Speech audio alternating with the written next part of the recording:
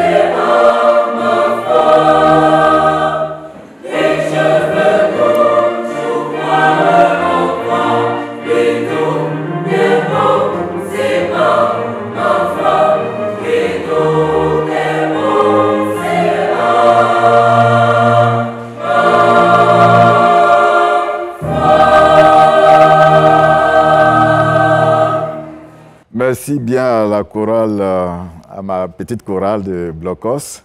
Le thème que l'Église a prévu, le lectionnaire a prévu aujourd'hui, Dieu existe et est le rémunérateur du chercheur. Voilà le thème que l'Église a bien choisi. Il est tiré de l'Épître aux Hébreux, chapitre 11, le verset 6. Il serait intéressant qu'on entende d'abord l'Évangile avant de pouvoir regarder les autres aspects de notre rendez-vous. Oui, le thème de cette journée est ainsi libellé. Dieu existe et est le rémunérateur du chercheur. Il s'appuie sur le texte de Hébreux, chapitre 11, le verset 6b. Et je lis ceci. Or, sans la foi, il est impossible de lui être agréable, car il faut que celui qui s'approche de Dieu croit que Dieu existe et qu'il est le rémunérateur de ceux qui le cherchent. Alors, ce texte, comme nous pouvons le constater, est une épître dont l'auteur nous est inconnu, mais une épître qui est adressée à des judéo-chrétiens dont la foi a été plus ou moins rendue fébrile du fait des persécutions et qui menace de retourner au judaïsme. L'auteur invite ces peuples ou cette communauté à ancrer sa foi en Dieu.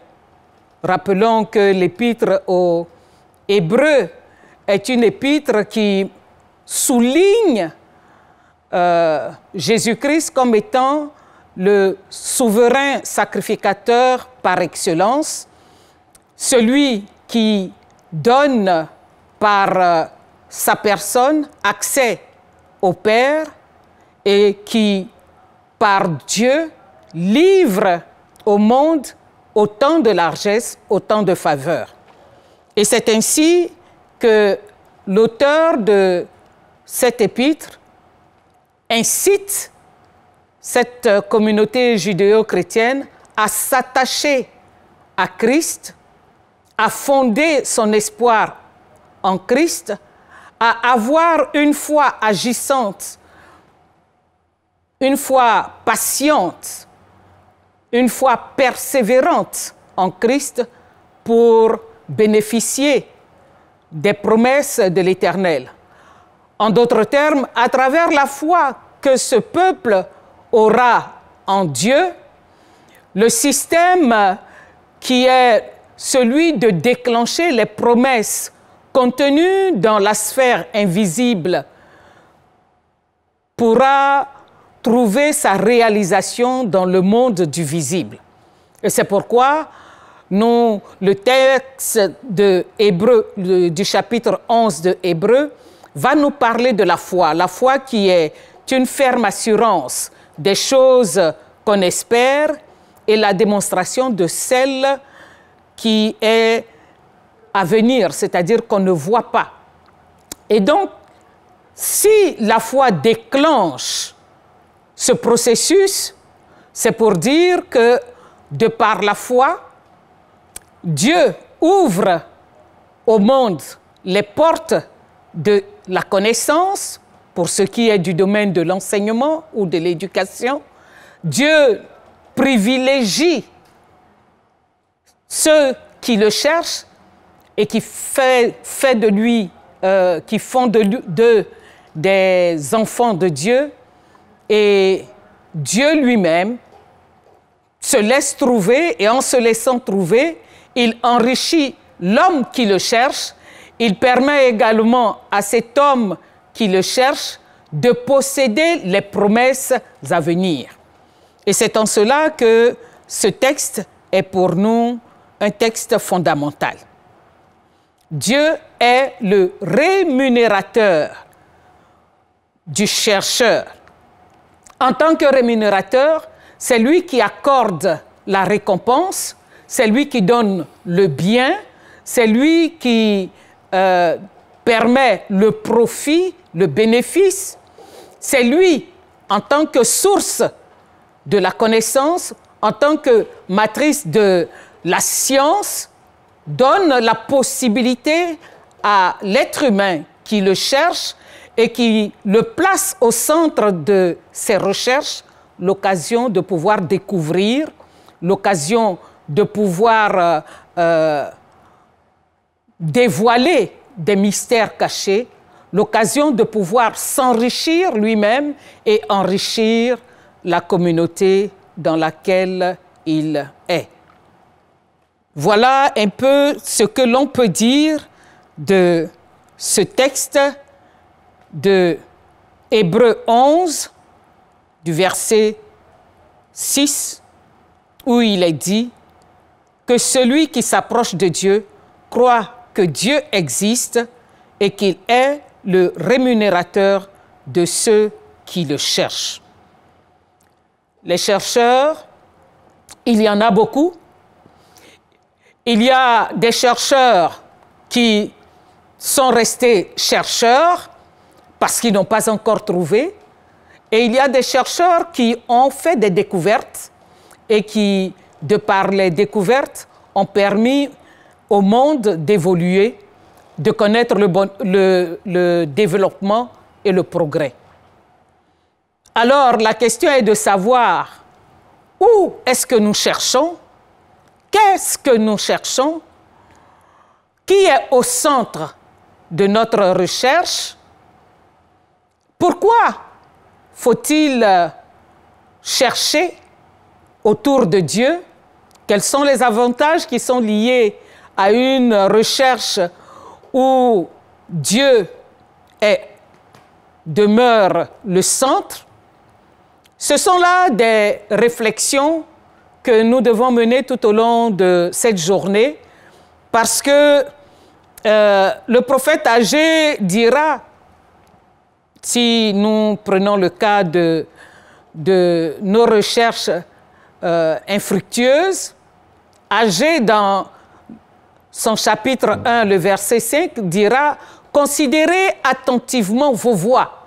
C'est une interpellation pour nous d'entrer en nous-mêmes, de faire donc une introspection, de nous poser la question de savoir pourquoi est-ce que jusque-là, les recherches qui sont entreprises restent le plus souvent sans suite et ne donnent aucune satisfaction.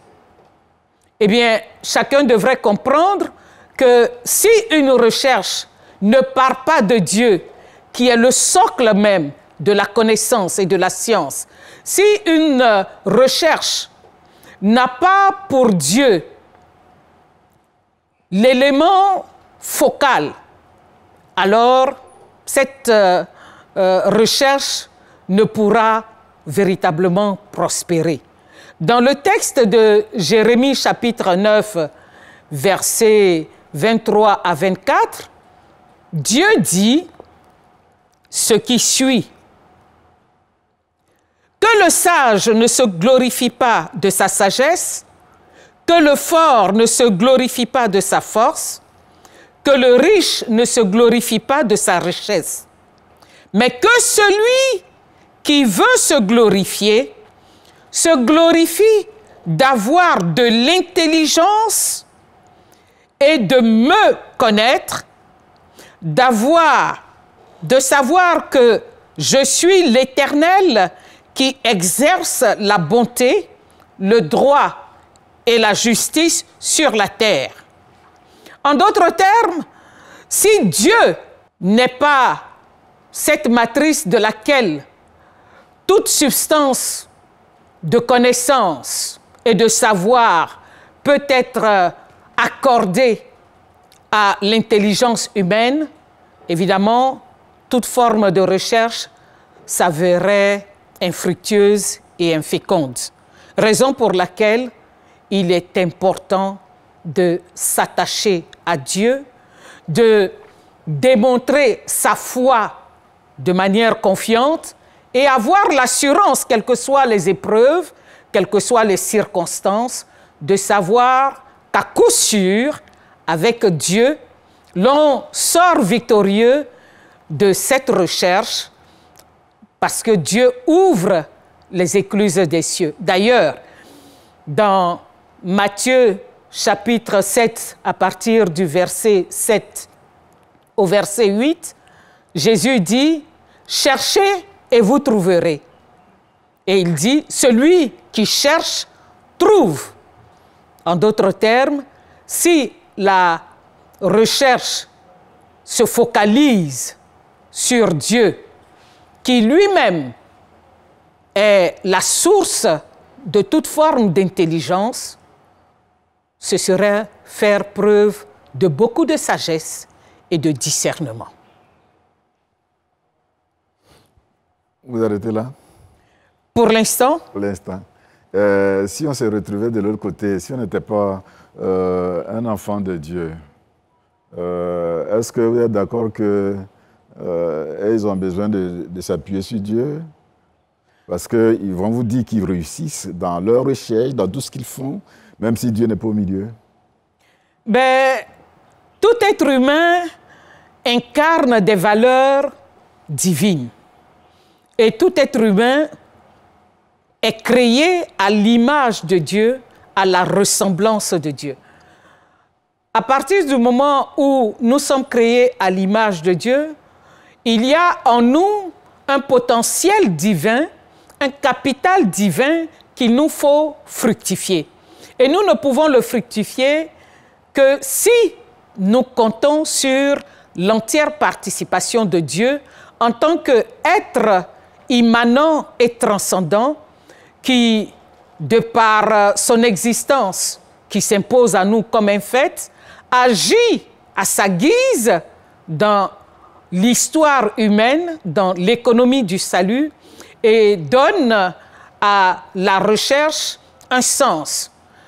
Voyez-vous, bien-aimés, les recherches qui peuvent être faites sans Dieu peuvent, dans notre entendement humain, prospérer.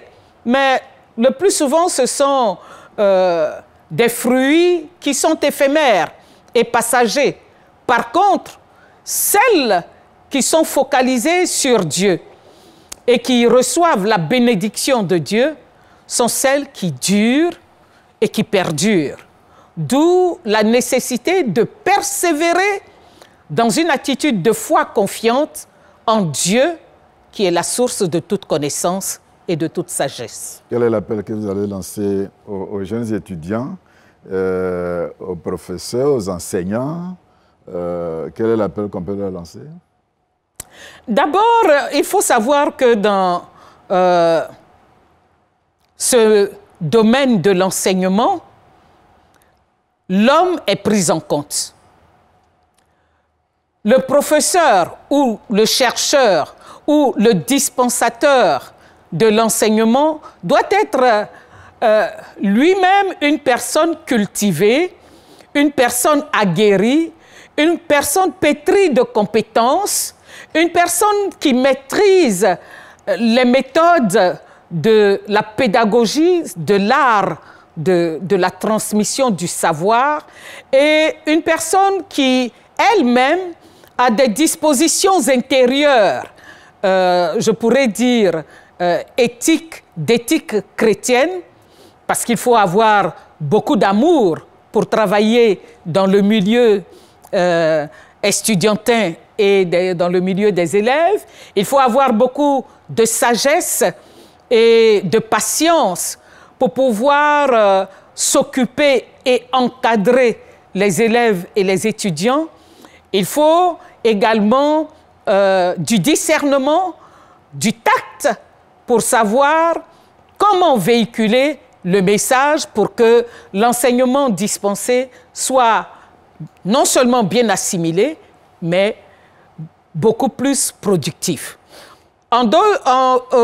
Autrement dit, l'enseignant est quelqu'un qui lui-même doit remettre constamment son potentiel en question par une reformulation constante des acquis déjà assimilés pour un accroissement certain de son capital et susciter au sein des apprenants le goût du travail bien fait, l'envie de faire un travail impeccable à travers des recherches fournies et, ce faisant, participer en même temps au progrès au plan sociétal et national.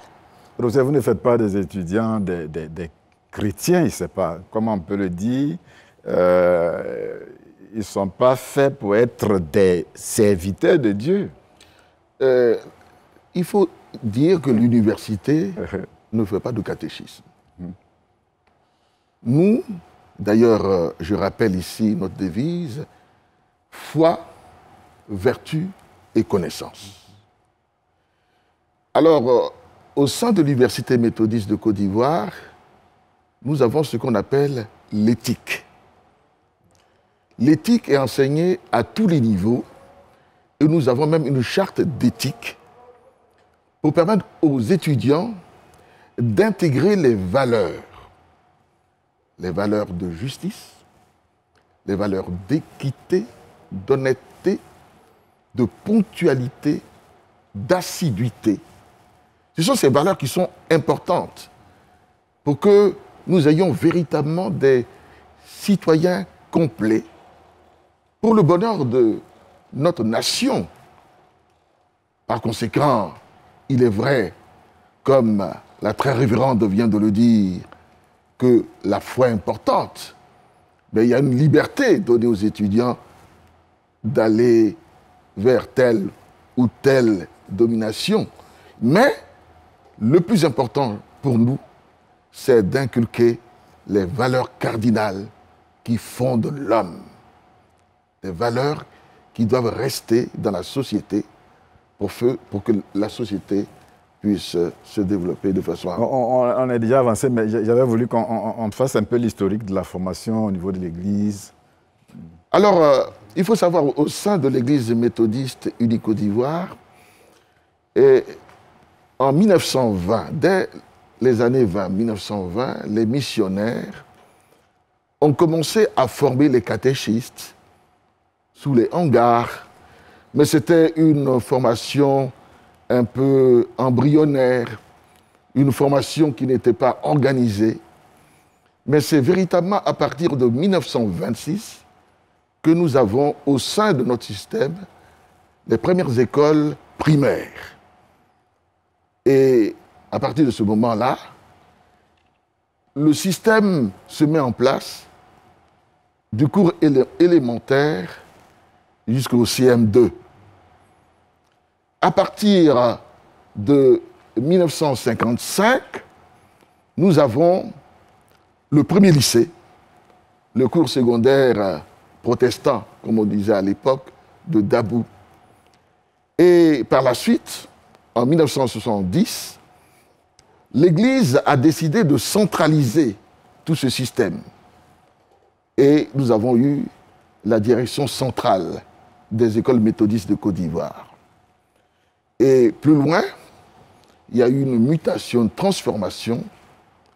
En 1993, la direction centrale des écoles méthodistes s'est muée en direction générale des écoles méthodistes de Côte d'Ivoire. Et c'est sous cette forme que nous avons aujourd'hui la DGM, Direction générale des écoles méthodistes de Côte d'Ivoire. Voilà pour le secondaire. Mais pour le supérieur... Avant d'arriver au supérieur, on va faire une pause, on va réécouter la chorale et puis on va revenir. Tout à fait. Merci.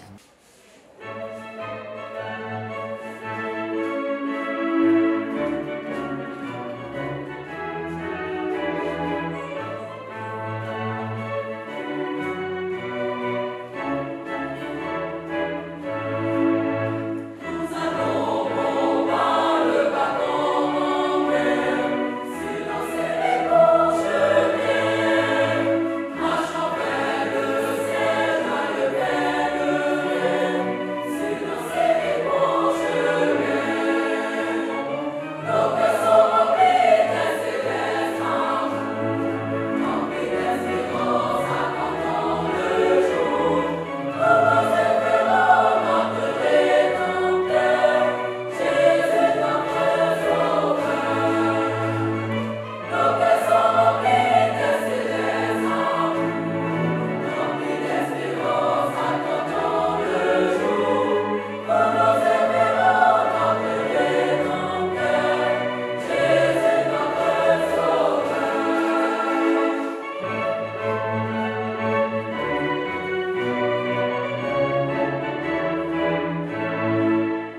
Merci bien à la chorale. Avant de venir au supérieur, la question qui me vient à l'idée, le rôle de l'Église, est-ce que c'est de former des élèves, des étudiants? Ce n'est pas le rôle de l'État?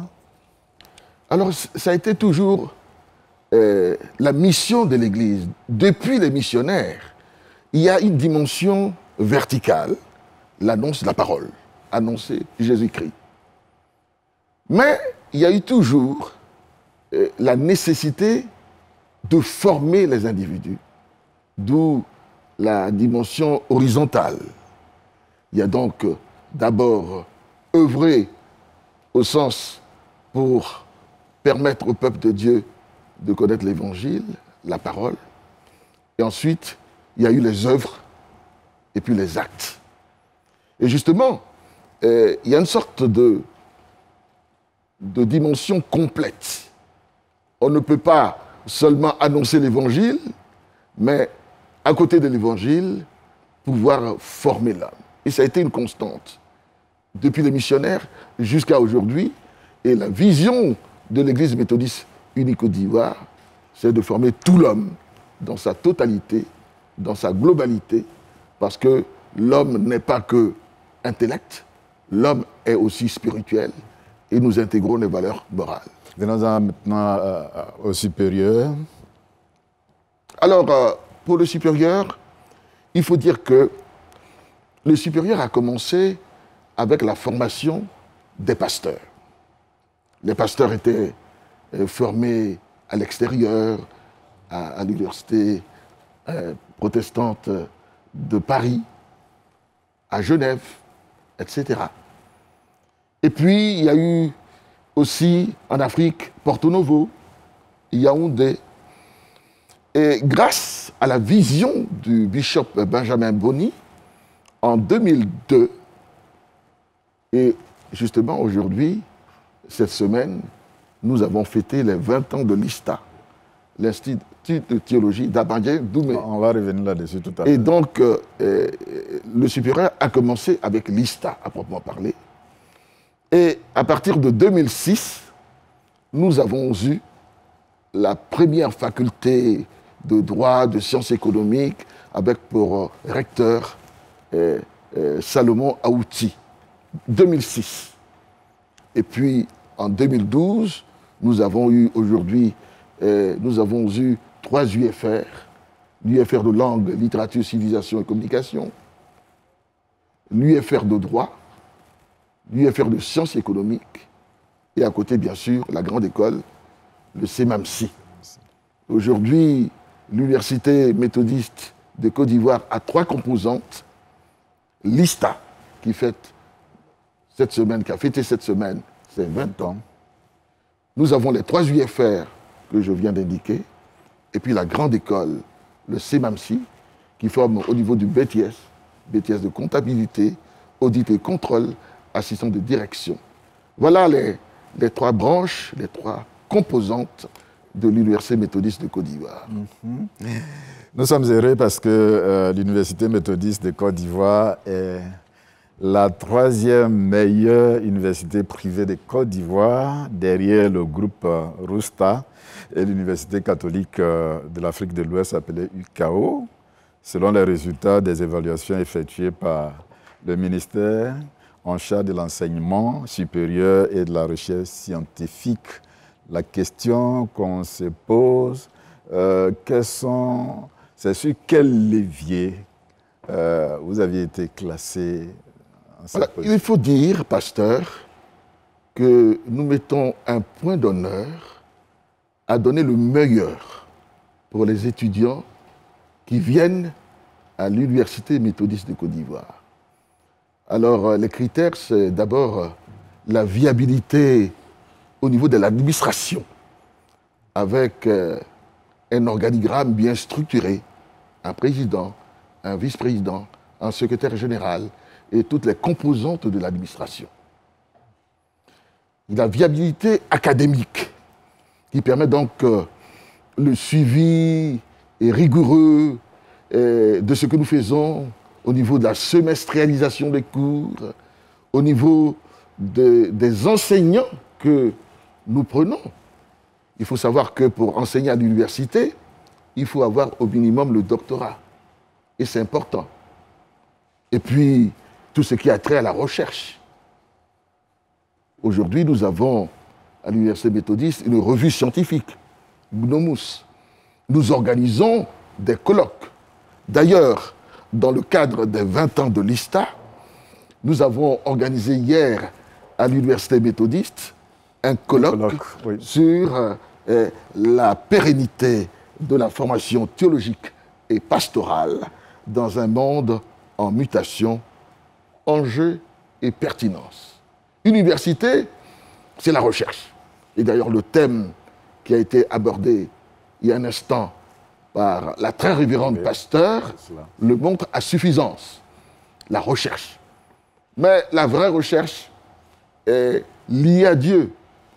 Et comme dit le Proverbe, le commencement de la crainte de Dieu est le commencement de la sagesse. C'est Dieu qui ouvre l'intelligence. C'est Dieu qui donne l'intelligence. N'est-ce pas? Salomon, lorsqu'il a été fait roi, il a demandé la sagesse et tout le reste est venu. C'est dire que le plus important pour nous, et notre devise le dit, c'est la foi en Dieu. C'est bien sûr la foi en Dieu, mais nous ne dispensons pas des cours de catéchisme au sein de l'université, parce que c'est une université qui se veut sérieuse, une université qui se veut performante, une université qui se veut excellente. C'est pour ça que nous sommes fiers de dire que nous occupons la 3e place. Et, pasteur, je vous informe que nous venons d'être évalués par l'université Félix Houphouët-Boigny, il y a une semaine à peu près. Et la note que nous avons obtenue de l'université Félix Houphouët-Boigny, c'est la note de 16,20 sur 20, c'est-à-dire que notre université a d'excellentes notes et tout prochainement, nous allons avoir donc signé, renouveler les accords de coopération entre l'université Félix Houphouët-Boigny et l'université méthodiste de Côte d'Ivoire. Et c'est un pas important. Pas de publicité, mais on peut acclamer. Alors je profite de l'occasion, parce que je n'ai pas fini, au niveau de l'évaluation. Quand les évaluateurs viennent et regardent la viabilité académique, la viabilité des infrastructures. Or, vous savez bien que nous venons de construire 4 bâtiments, 4 salles, n'est-ce pas? 2 amphithéâtres, 2 salles informatiques multimédia. Nous avons un laboratoire de langue avec des éléments venant du Canada. Nous avons pas mal d'éléments nouveaux qui permettent de dire aujourd'hui que nous sommes fiers. Les méthodistes doivent être fiers de dire partout que nous avons une vraie université. Les résultats sont là. Ce n'est pas seulement de la propagande. L'État de Côte d'Ivoire le reconnaît. Nos diplômes sont reconnus par le CAMES. Et donc, nous voulons toujours aller sur cette lancée. C'est pour cela que cette année, nous voulons nous engager dans la démarche qualité. Nous avons donc sélectionné un cabinet qui va donc nous accompagner tout le long de l'année. Et par la grâce de Dieu, nous allons avoir la certification qualité. Cela, nous le faisons pour nos enfants, pour les parents, pour que la Côte d'Ivoire soit fière de nous, mais bien sûr, l'Église méthodiste unique Côte d'Ivoire qui nous a mis en mission pour la formation de nos enfants, pour une Côte d'Ivoire nouvelle et dynamique. Pas de publicité, mais l'Église, elle est fière d'avoir un établissement supérieur qui fait de la qualité, mais pour former, comme l'a dit tout à l'heure le professeur, l'homme de qualité, des cadres pour servir la nation. C'est une fierté pour l'Église très révérende. Oui, c'est une fierté pour l'Église à partir du moment où, dans sa mission d'évangélisation, l'Église prend en compte tout homme et tout l'homme. Il y a tout homme et tout l'homme. Et c'est dans ce sens-là qu'il est important de former l'intellect de cet homme afin qu'il puisse être un homme accompli, un homme responsable, un homme capable de se prendre à charge. C'est également dans ce cadre qu'il est bon qu'il s'abreuve de tout ce qui est vertu chrétienne pour pouvoir donner le meilleur de lui-même, parce qu'en Dieu, il trouvera certainement la réponse à ses préoccupations. C'est cela. Professeur, vous êtes d'accord entièrement avec elle, hein? Tout à fait d'accord.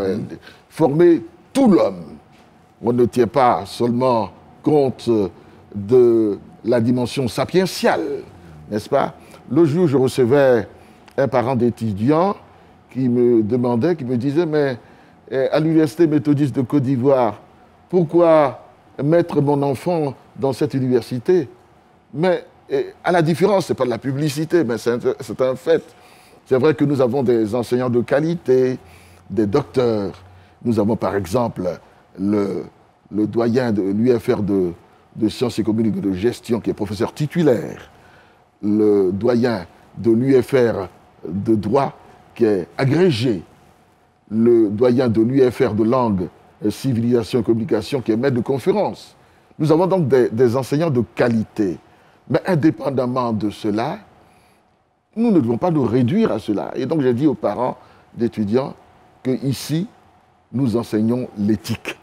D'ailleurs, nous avons une charte d'éthique à l'Université méthodiste de Côte d'Ivoire que nous avons distribuée à tous les étudiants. Et bientôt, nous allons recevoir les parents d'étudiants et leur montrer, leur donner la charte d'éthique. Et la très révérende l'a dit, c'est important, former tout l'homme, des hommes accomplis, des hommes prêts pour le service. C'est cela qui est important et il fallait le dire et c'est important de le dire. Avant d'arriver tout à l'heure aux activités de l'ISTA, les 20 ans de l'ISTA, comment vous influencez non seulement en interne, mais à l'extérieur? Parce qu'aujourd'hui, ici et là, c'est la drogue, ici et là, c'est des vices. Comment l'université influence ce monde-là? Et puis les relations que vous avez pour les autres établissements supérieurs? Alors c'est très important parce que nous faisons partie d'une fêtière avec 6 universités privées pour harmoniser nos programmes et maquettes, pour que nous puissions d'un commun accord présenter nos doléances au ministère de l'Enseignement supérieur et de la Recherche scientifique. Donc nous sommes organisés, non seulement au niveau national, nous sommes en partenariat avec l'université de Bouaké. Nous avons donc une sorte d'équivalence avec l'université de Bouaké. Et je viens de vous dire que nous venons d'être évalués par l'université Félix Houphouët-Boigny. C'est dire que nous allons vers le renouvellement de l'accord de coopération avec Félix Houphouët-Boigny, c'est-à-dire que nous sommes à la fois reconnus par le ministère et les universités publiques, et je ne sais pas si je l'ai dit, nous sommes reconnus par le CAMES. Oui. Il y a 2-3 ans, le secrétaire général qui nous a quittés, Mbachi, nous a rendu visite pour nous féliciter, pour nous encourager, pour dire que nous sommes sur la bonne voie. Alors, indépendamment de ce que j'ai dit, c'est-à-dire les cours d'éthique qui sont importants, la charte d'éthique qui est importante, nous faisons en sorte de faire passer ce message aussi hors de nos murs. Et justement, nous nous appuyons beaucoup sur l'ISTA pour nous permettre d'impacter, d'influencer les étudiants et même ceux qui sont hors de l'université pour que véritablement ces valeurs éthiques, de probité, de justice, d'assiduité, de ponctualité, etc., puissent être intégrées dans nos mentalités. Et cela est très, très, très important. Et je disais que lorsque j'ai dit ça aux parents d'étudiants, dire que l'éthique est importante pour nous, il a tout de suite décidé de mettre son fils à l'Université méthodiste de Côte d'Ivoire. Alors, je dirais tout de suite que l'ISTA... On en vient maintenant. Pourquoi l'ISTA, vous fêtez 20 ans? Quelle a été la raison? C'est un symbolique, hein, le chiffre 20. Je le disais la semaine dernière au jubilé, c'est une symbolique importante. Et puis c'est l'occasion pour nous de dire qu'aujourd'hui, là, nous sommes... Les relations existaient déjà avec l'UPAC, l'Université protestante d'Afrique centrale. Mais aujourd'hui, durant l'année qui vient de s'achever, nous avons renouvelé, nous avons signé un accord de coopération avec l'Université protestante d'Afrique centrale. D'ailleurs, dans le cadre des 20 ans de l'ISTA, le recteur de l'Université protestante d'Afrique centrale, le révérend professeur Bouba, est parmi nous. Et c'est tout à fait important de le signaler et de le dire. L'ISTA doit donc... Rappeler simplement que l'ISTA, c'est l'Institut supérieur de théologie d'Abadien Doumé. Voilà, l'ISTA, il fallait donc fêter cet événement. Et justement, aujourd'hui même, au temple Canon d'Angré, nous aurons à donner des diplômes aux 212 pasteurs qui ont été formés à l'ISTA. C'est important de le dire, parce qu'ils ont déjà reçu des attestations. Aujourd'hui, c'est véritablement des diplômes. Pourquoi ces diplômes aujourd'hui? Ces diplômes aujourd'hui, parce que nous sommes en relation, comme je l'ai dit, avec l'UPAC, l'Université protestante d'Afrique centrale, pour dire que tout ce que nous faisons comme enseignement ici, tout cela est reconnu à l'extérieur. Et ce ne sont pas des diplômes maison. Quand on parlait d'attestation, c'était pour ainsi dire des diplômes maison. Mais aujourd'hui, il y a des enseignants qui viennent d'autres universités, qui interviennent à l'ISTA pour dire qu'aujourd'hui, avec le diplôme délivré à l'ISTA, les pasteurs pourront continuer leurs études à l'extérieur et dans d'autres facultés, à Strasbourg, à Montpellier et dans d'autres structures, et c'est important de le dire. Donc, ce matin, les 212 pasteurs vont recevoir leur diplôme. Diplôme co-signé par le recteur de l'Université protestante d'Afrique centrale et par le président de l'Université méthodiste de Côte d'Ivoire. Nous visons, pasteurs, je dois le dire, nous visons l'excellence. L'ISTA est pour l'heure un institut, mais nous voulons à terme que l'ISTA devienne une UFR, une unité de formation et de recherche. C'est-à-dire que dans un proche avenir, si vous désirez enseigner à l'ISTA, vous devez obligatoirement avoir au minimum le doctorat pour être en phase avec les standards internationaux en matière d'enseignement supérieur. Et nous sommes heureux de savoir que des pasteurs sont en train de terminer leur thèse à Yaoundé. Nous aurons au moins 5 nouveaux docteurs l'année prochaine qui vont intégrer l'ISTA. Et puis, il faut savoir aujourd'hui que nous avons des Ivoiriens qui sont des professeurs de rang A. Le très révérend professeur Nathanaël Oro est professeur titulaire. Et donc, c'est une force pour l'ISTA. Et nous avons 2 maîtres de conférence, le directeur de l'ISTA, le professeur Tata, Marcel, oui. Et puis le professeur David Quadio, qui sont maîtres de conférence.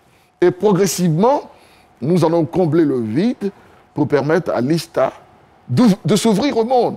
C'est-à-dire qu'il n'y aura pas seulement des méthodistes, mais permettre à d'autres qui ne sont pas forcément méthodistes d'avoir une licence de théologie.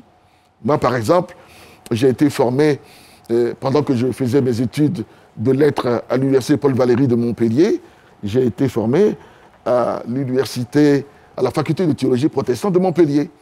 Et c'est comme cela que nous voulons que l'ISTA puisse devenir dans un proche avenir.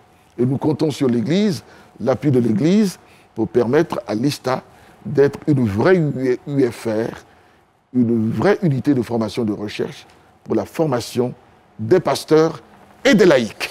Merci bien, professeur. Très révérend. On va tout à l'heure prier pour la nation, prier pour l'éducation nationale, tous les enseignants, prier pour les élèves. Mais lorsque nous entrions à l'ISTA, les parents pensaient qu'on va pour étudier seulement la Bible. Alors qu'est-ce que le professeur dit est carrément différent. Oui, oui. C'est différent, ce n'est pas seulement la Bible. Au-delà de la Bible, il y a d'autres disciplines qui sont prises en compte à l'ISTA. D'abord, la maîtrise même de la langue française, les autres langues étrangères telles que l'anglais, qui est une langue incontournable dans ce monde d'aujourd'hui, où vous ne pouvez faire du business sans pouvoir comprendre un seul mot anglais. Oui. Et donc, il y a tout ceci. Il y a également des matières comme la sociologie, la psychologie, parce que si vous êtes issu de l'ISTA, vous devez quand même travailler sur des personnes. Et cela demande que vous connaissiez la personne et même la tranche d'âge de la personne, parce qu'on peut travailler sur les enfants, et la méthode de travailler sur les enfants n'est pas la même que travailler sur des adultes ou sur des adolescents.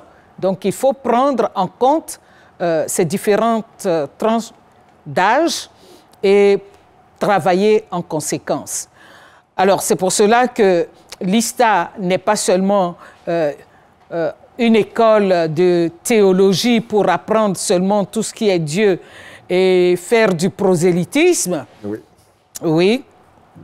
L'ISTA est un institut qui a besoin de s'ouvrir au monde, comme le disait le professeur René Yalega, mais qui également doit offrir à la société les rudiments, les repères, les éléments très importants pour se construire soi-même et construire à partir de là notre nation, la Côte d'Ivoire. En une minute, vous allez élever la voix pour présenter le système éducatif au Seigneur.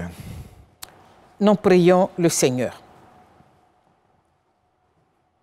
Éternel notre Dieu, notre Père, nous te disons merci pour le renouvellement de l'intelligence qu'il te plaît d'accorder à ceux qui cherchent en toi leur refuge et leur force. Nous voulons te dire merci de ce que, dans ce processus de communication du savoir et de la connaissance, tu formes les esprits à pouvoir s'élever pour non seulement t'appréhender, te cerner, mais surtout pouvoir, Seigneur notre Dieu, te servir en nouveauté de vie. Nous savons, Seigneur, qu'en tant qu'esprit, tu échappes aux catégories de l'entendement humain, mais tu te laisses toujours découvrir par ceux qui te cherchent. Nous te prions donc pour le système éducatif ivoirien et à sa tête, Seigneur notre Dieu, toutes les autorités qui sont appelées à encadrer les apprenants, à leur communiquer le savoir, la connaissance et à faire d'eux des hommes et des femmes accomplis. Permets, Seigneur, que dans cette politique qui est mise en place, l'homme, en tant qu'être humain, soit placé au milieu et que de par ton appui, toute forme de recherche, toute forme de dispensation de savoir soit effectuée dans les conditions les meilleures pour un plein épanouissement et pour un développement certain et durable. C'est au nom de Jésus, notre Seigneur et Sauveur, que nous te prions. Amen. Amen. C'était une fierté pour nous d'être à ce rendez-vous avec vous, professeur, très révérende. J'espère que le débat continue. Ça ne s'arrête pas là. Et la qualité, la formation, ça continue. Et je crois que Dieu nous donnera l'occasion de nous retrouver. Mais tout à l'heure, nous nous retrouvons à Angré, à l'Église méthodiste unie Cocody Angré pour la clôture des activités de l'ISTA avec la diplomation. Merci à vous, j'ai été très heureux de partager ce moment avec vous. Merci aussi aux étudiants de part et d'autre, que le Seigneur vous bénisse. Faut